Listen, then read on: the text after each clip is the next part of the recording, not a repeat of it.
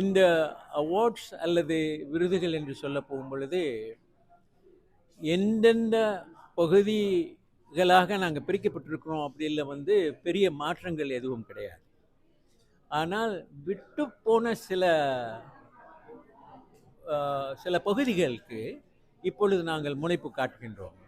குறிப்பாக தாக்கங்களை ஏற்படுத்திய இப்போ இந்த ஊடகவியலாளர்களுடைய ஒரு ஒரு ஒரு பங்கீடு இந்த விஷயத்தில் மிக்க அதிகமாக இருக்கின்றது.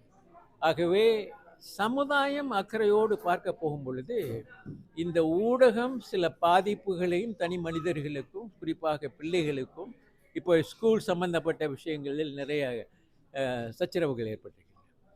இதற்கு மாறாக எப்படி அவர்கள் முனைப்பு காட்டி சமுதாயத்தை முன்னேற்ற பாதையில் கொண்டு போவதற்கான ஒரு அணுகுமுறைகளை கொண்டு வர போகும்போது அவர்களையும் நம்ம அடையாளம் கண்டு அவர்களுக்கு ஊக்குவிப்பு கொடுக்க வேண்டும்.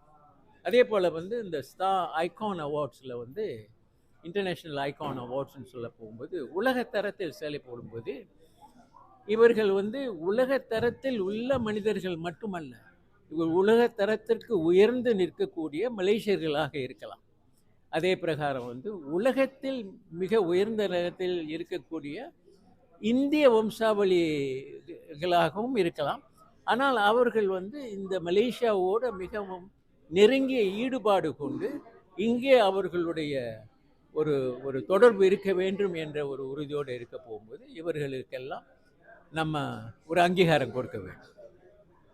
இந்த நிகழ்வு பேங்க் ராயாட் கன்வென்ஷன் சென்டர் என்று சொல்லக்கூடிய பிரிக்ஃபீல்ட்ஸில் இருக்கின்றது. அது பிரம்மாண்டமான கட்டிடம். அங்கே சென்ற வருடம் 2 முறை அங்கே நடத்தி இருக்கின்றோம். ஆகவே அதே இடத்துல நம்ம பண்பாடுகள் நம்மளுக்கு அவர்கள் அனுகூலங்களை கொடுத்து நம்மளுக்கு உயர்வு காட்டி இருக்கின்றார்கள் என்பதோடு நம்மளும் சேர்ந்து இந்த வருடமும் அதே தான் நடத்தி கொண்டிருக்கிறோம். வருவதற்கும் பங்கெடுப்பதற்கும் ரொம்ப இலகுவாக இருக்கும்.